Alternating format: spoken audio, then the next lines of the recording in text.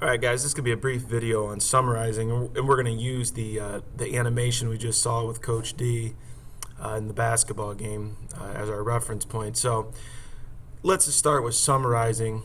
In the definition, a critical skill for college and career readiness. We'll just start with that. Why do I need to summarize? It is a very important skill as you go on to college or in any career that you choose to have. You need to be able to summarize things. It'll make your life a lot easier.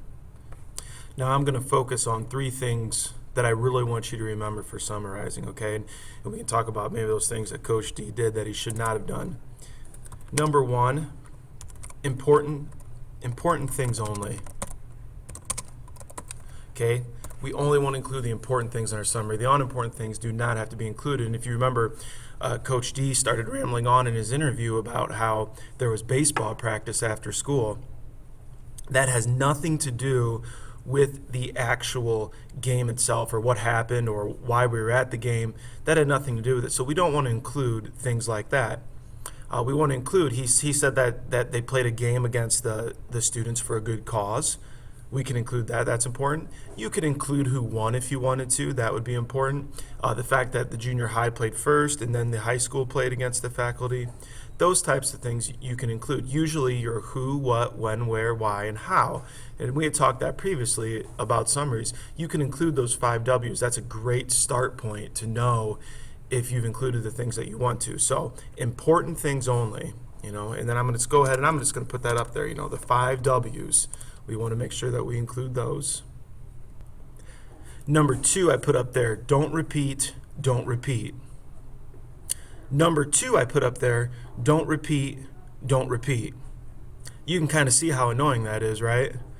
Whenever you're told something once in a summary, that's enough. You don't need to repeat it twice. Like, if I were to say, well, the students and the faculty played a basketball game, and the junior high and the high school both played against the faculty.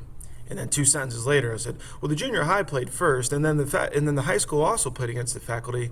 It's just repeating information. A lot of times people do it in the summary because they think they haven't written enough, so they think they have to write like an extra sentence.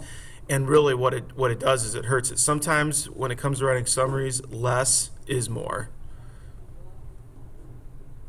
And I just wrote that on there. Less is more. Sometimes less can be more.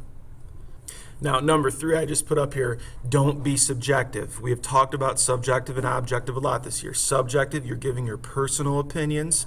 Objective, you're just stating the facts. Coach D was very subjective, talking about how awesome he was in that basketball game. It made me cut the interview short because I couldn't handle it anymore because he kept on talking about it. So don't be subjective. Don't give any personal opinions. Whether or not you liked it or didn't like it, that doesn't matter. We want objective summaries. Just give us the facts, what happened.